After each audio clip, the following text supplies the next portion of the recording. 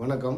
Felix media Salem மண்டல நகராட்சி இயக்குனர் திரு அசோக்குமார் அவர்கள் நேற்று மாலை 4 மணியிலிருந்து 5 மணி அளவில் சேலத்திலேருந்து தாராபுரம் வழியா பேலக்குறிச்சி என்ற இடத்துல அந்த மளிகை பொருட்கள்லாம் போடுவாங்க. மிளகு, சீரகம், பெரிய சந்தை. அந்த சந்தை வழியா கொல்லிமலை அடிவாரத்தில் போகிறாரு.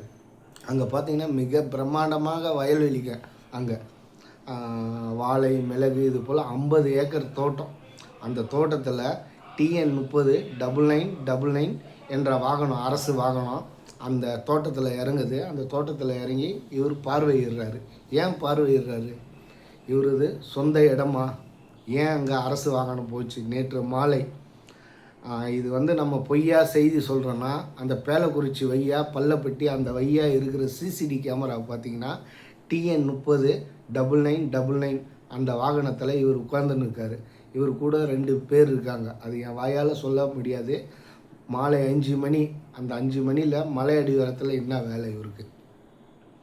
இவர் பார்த்தீங்கன்னா சேலம் மாநகராட்சியில் ஒர்க் பண்ணியிருக்காரு. சேலம் மண்டல நகராட்சி இயக்குனராக 2 வாட்டி இங்கேயே இருக்கார். இப்பயும் இருக்கார், இங்கே தான் பணிபுரிகிறாரு. வேலூர் மண்டல நகராட்சியில் பணிபுரிஞ்சிருக்கார். இவர் சேலம் மாநகராட்சியில் முக்கியமாக எடப்பாடி நிழலாக இருக்கார். இன்றைக்கி எதிர்கட்சி எடப்பாடி பழனிசாமி அவர்களுக்கு நிழல் தூணாக இருக்கார். உள்ளாட்சித்துறை முன்னாள் அமைச்சர் வேலுமணிக்கு சிப்பாக இருந்திருக்கார். கொங்கு மண்டலத்தில் இவர் தான் முக்கியமானவர். இந்த சேலம் மண்டல நகராட்சி இயக்குனர் பார்த்திங்கன்னா முக்கியமானவர்.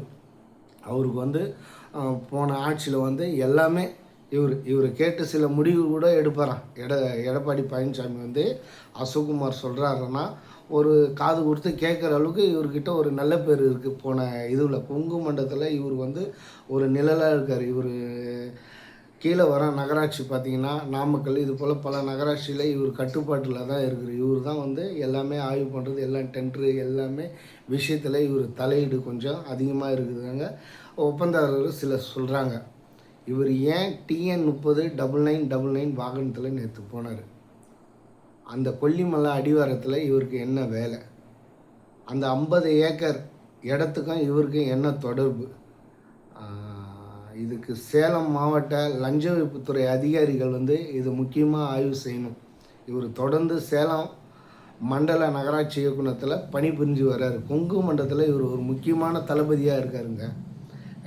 எடப்பாடி பழனிசாமி அவர்கள் பார்த்திங்கன்னா போன ஆட்சியில் முக்கியமாக அசோக்குமார்ன்றது ஒரு நிழலாகவே தூணாகவே இருந்திருக்கார். கடந்த ஆட்சியில் இவர் அசோக்குமார் பேர் சொன்னால் முன்னாள் அமைச்சர் வேலுமணி ஒரு சிப்பாயாக இருந்திருக்கார் கொங்கு மண்டலத்தில்.